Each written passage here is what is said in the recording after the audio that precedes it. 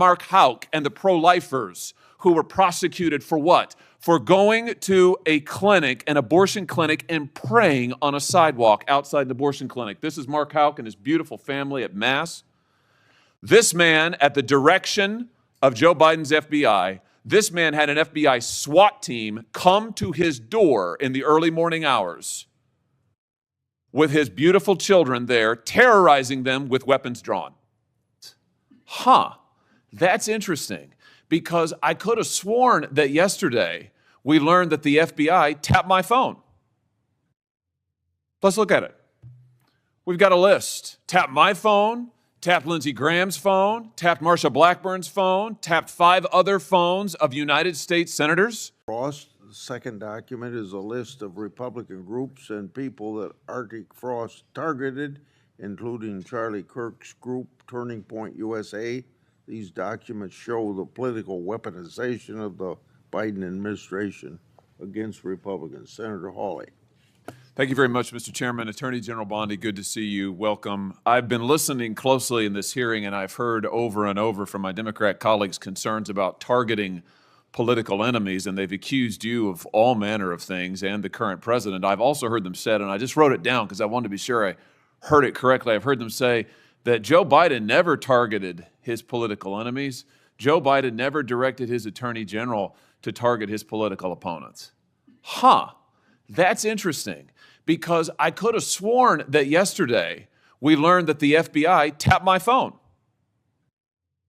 Let's look at it. We've got a list. Tapped my phone, tapped Lindsey Graham's phone, tapped Marsha Blackburn's phone, tapped 5 other phones of United States senators. Gee, it sure looks like targeting political opponents to me, and yet I haven't heard a word from that side of the dais about any concern whatsoever. We've got nothing but concerns today, but no concern at all for a Justice Department that is tapping the phones of sitting United States senators because who knows why.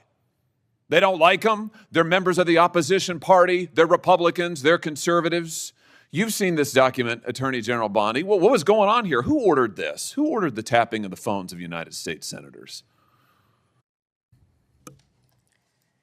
Senator Hawley, I cannot discuss the details of that right now for very good reason. You're going to do a thorough investigation into this, I trust. Is that correct? We will be looking at all aspects of this, and I have talked to Director Patel at length about this. And you're going to figure out who was involved in this, who signed off on it, who knew about it. You're going to get to the bottom of all of it. Is it correct? Yes, and I've spoken to Director Patel about it, and he is committed to doing this. Well, I can tell you, we already know many of the details. We already know that this was ordered by the Special Prosecutor Jack Smith, who reported directly to the Attorney General of the United States, Merrick Garland. And we know that Jack Smith was on his witch hunt because he was directed to do so by the President of the United States, Joe Biden. Let's just remember. Let's take a walk down memory lane. April 2nd, 2022, the New York Times. Garland faces growing pressure. The Times says as recently as late last year, that would have been 2021, Mr. Biden confided to his inner circle he believed former President Trump was a threat to democracy and should be prosecuted. It goes on to say that Biden was frustrated with Garland and wanted him to take decisive action against Trump.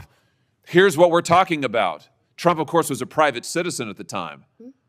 So he appoints his own hitman, Jack Smith, who goes after the president, former president, who goes after members of this body. You know, the thing about it, though, that really strikes me is that it didn't stop with members of the United States Senate. Did it, Attorney General Bondi? It didn't stop here at all. I mean, just as egregious, maybe more so than tapping the phones of U.S. senators, is this memo that I know you've seen before. Let's just look at it again.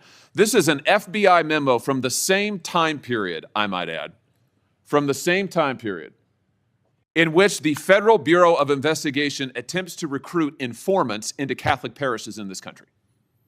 So here you have an administration that is activating the FBI against its political opponents and tapping the phones of United States senators. Can I just say that again for my colleagues, for the benefit of my colleagues on the other side of the dais? Tapping the phones of United States senators. This isn't hypothetical. This isn't maybe what will you do in the future. This isn't, oh, gee, can you imagine a situation? This happened. This happened. And this happened, the targeting of Catholics in this country because Joe Biden and his FBI didn't like Catholics who went to a certain kind of mass. I mean, good God in heaven, what is happening to this country? What happened under Joe Biden? Or then how about this, the infamous school board memo, where Merrick Garland, at the direction of the White House, issued a memo activating the FBI's counterterrorism division against parents who attended school board meetings and had the temerity to ask what their kids were being taught. And some of those parents were treated like this. Let's just remember. Let's remember how parents were treated. Treated like this man. That's right. A parent at a school board meeting, I think in Virginia, who was drug out of the school board meeting. He's bloodied there, you can see it. And what was the response of Joe Biden's DOJ and FBI? It was to issue a memorandum saying that people like this ought to be investigated by the counterterrorism unit. And unbelievably, they were. They were. Or how about this? Let's remember Mark Houck and the pro-lifers who were prosecuted for what? For going to a clinic, an abortion clinic, and praying on a sidewalk outside an abortion clinic. This is Mark Houck and his beautiful family at Mass. This man, at the direction of Joe Biden's FBI, this man had an FBI SWAT team come to his door in the early morning hours with his beautiful children there, terrorizing them with weapons drawn. He was then arrested and prosecuted. Unfortunately, a jury acquitted him. This is what was happening under Joe Biden. United States senators spied upon. Former presidents, the political opponents of the president at the time, targeted, prosecuted. Pro-lifers, targeted, prosecuted. Catholics, targeted, prosecuted. 92 conservative organizations put under surveillance, targeted for potential prosecution. Gee, I don't know. Would you call that an example of weaponization, Attorney General Bondi? Do you think that's a fair characterization? Senator Hawley, that is the ultimate weaponization. And weaponization under Donald Trump has ended. It has ended. Harmeet Dillon is running our civil rights unit, and she is doing an incredible job. No longer will parents be targeted. No longer will parents who care about whether their elementary school children have to read a transgender book be targeted and told they cannot have any say in their child's education. That has ended under this administration. People can worship freely, whether they're Catholics at synagogues or Muslims. Everyone can worship freely. That was the ultimate weaponization. They were targeting Catholics. No longer. They have been targeting so many American citizens throughout this country. And Senator Hawley, you have been a champion of this, and thank you for being a champion of that. But under Donald Trump's watch, it has ended. You know, I think about some of the abuses of power in this country's history, and there's been, sadly, a lot of them by members of the executive branch over the years, whether it's Watergate, whether it's what J. Edgar Hoover did in his time at the FBI, spying on many public figures, RFK, MLK, JFK, you name it. And I just have to say, what we now know happened in the last 4 years under this administration surpasses all of that. It surpasses all of it. Not just for the interference in the legislative branch, not just for the blatant disregard for the separation of powers, not just for the blatant disregard for the First Amendment, but for the targeting of ordinary American citizens who can't afford lawyers, who can't afford to mount a defense, who when the FBI knocks at their door or comes with the SWAT team, they don't know what to do. It is absolutely a disgrace. It is a stain on the history of this country and on the conscience of this country, what this administration did in the last 4 years. So here's what I think needs to happen. Madam Attorney General, I think we need a special prosecutor to be appointed whose sole responsibility will be to get to the bottom of what has happened in every instance that I have just named. I think we need to know exactly who approved the wiretaps on United States senators, who knew about it, what agents were involved at DOJ or the FBI. I think we need to know exactly who signed off on the Catholic memo, the spying memo, who was involved with it, how far did it go. I think we need to know exactly who authorized the prosecution of Mark Houck, who terrorized pro-lifers and tried to intimidate them. I think we need to know that, Mr. Chairman, this committee needs to do oversight hearings. We need to have thorough hearings into what has happened. these last 4 years and this abuse that has now just been uncovered, because we have to ensure that it stops. As you just said, Attorney General Bondi, we have to ensure that it stops. This chapter in American history needs to come to a close, never to be opened again. The use of the most powerful law enforcement bodies in the world against ordinary citizens and political opponents must end once and for all. And we have a chance to do it, and it needs to be done with a thorough investigation, full transparency. And those who violated laws need to be prosecuted. I thank you for what you're doing, Attorney General Bondi. I hope that you will launch a thorough investigation. I hope you'll appoint a special prosecutor. Mr. Chairman, I hope we'll hold hearings. And with that, I yield. Yeah. Before I call on Blumenthal, I want to, without objection, introduce into the record a document that General Bondi helped to declassify. The document is Array FBI analysis. All right, hold on a second. Did you all just hear that? Because if what was just said in that Senate hearing is even partially true, then we're looking at one of the most serious abuses of federal power in modern American history. Before we break this down, welcome back to Straight Talk Politics, the channel where we cut through the noise and talk about what's really happening in Washington. If you believe in free speech, the Constitution, and holding powerful people accountable, make sure you subscribe, like this video, and drop a comment below with your thoughts. I want to hear from you. Now let's talk about what we just watched. Senator Josh Hawley stood up in that hearing and dropped a bombshell. According to documents he referenced, the FBI allegedly tapped the phones of sitting United States senators, including his own, along with Senators Lindsey Graham, Marsha Blackburn, and several others. Think about that for a moment. The FBI wiretapping United States senators. If the federal government is secretly monitoring elected officials from the opposing party, that's not just politics anymore, that's a constitutional crisis. Now Hawley asked a direct question to Attorney General Pam Bondi. Who ordered the surveillance? Bondi responded carefully, saying she couldn't discuss the details publicly but confirmed that an investigation would be conducted with FBI Director Kash Patel. And honestly, that response tells you something right away, because when officials say they can't discuss something yet, it usually means there's more behind the scenes that hasn't come out.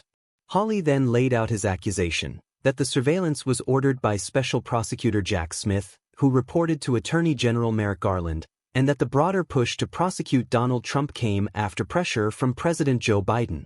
Now let me be clear here as someone who believes strongly in conservative principles and constitutional government. Allegations like this are extremely serious. They must be investigated thoroughly and transparently. If they're false, the public deserves to know. But if they're true, then the American people deserve accountability at the highest levels. Because this isn't just about Republicans versus Democrats. This is about whether the federal government can be used as a weapon against political opponents. Hawley didn't stop there. He brought up the controversial FBI memo about Catholic parishes, the one suggesting that agents explore recruiting informants inside certain churches. For millions of Americans who value religious freedom, that memo alone raised serious red flags. Then he mentioned the school board controversy, where parents speaking out about curriculum were allegedly flagged through a Justice Department directive involving the FBI's counterterrorism resources. Whether people agree with those parents or not, most Americans believe citizens should be able to speak at public meetings without worrying that federal law enforcement might be watching them. And then there was the case of Mark Houck, the pro-life activist who was arrested in an early morning FBI operation before ultimately being acquitted by a jury. For many conservatives, that case became a symbol of what they see as selective enforcement of federal law. Now again, facts matter. Courts matter. Evidence matters. But here's the broader issue Hawley raised, and it's one that conservatives have been warning about for years: the weaponization of federal institutions. Government agencies like the FBI and the Department of Justice have enormous power. They can investigate, surveil, subpoena, prosecute, and ruin lives if that power is abused. That's why the Constitution built in checks and balances. Historically, America has seen moments where government power crossed the line, whether it was the Watergate scandal or the surveillance abuses during the era of FBI Director J. Edgar Hoover. Those moments damaged public trust deeply. And trust is the key word here. Millions of Americans today simply don't trust federal institutions the way they used to. When people hear claims about surveillance of political opponents or targeting of ideological groups, it reinforces the belief that the system isn't operating fairly. From a conservative perspective, and I'll say this clearly, the answer isn't revenge politics. The answer is transparency, investigations, and restoring equal justice under the law. If government agencies acted improperly, the American people deserve the truth. If laws were broken, there must be consequences regardless of political party. That's why Hawley called for a special prosecutor and congressional hearings to examine everything he mentioned: the alleged wiretaps, the church memo, the school board directive, and the Houck case. Whether you agree with him or not, those are questions that deserve answers. Because if the federal government can monitor senators today, target religious communities tomorrow, and investigate parents at school meetings the next day, then the line between law enforcement and political power becomes dangerously blurred. And once that line disappears, every American, left, right, or independent, should be concerned. This country was founded on the idea that government power must always be limited and accountable. That principle should apply no matter who is in the White House. So what do you think? Do these allegations deserve a full investigation? Do you believe federal agencies have been politicized in recent years? Or do you think this is political theater? Let me know in the comments. And if you want more honest breakdowns of what's happening in Washington, without the spin you get from mainstream media, make sure you subscribe to Straight Talk Politics, like this video, and share it so more people can see it. Because informed citizens are the strongest defense a free country has. Thanks for watching, and I'll see you in the next one.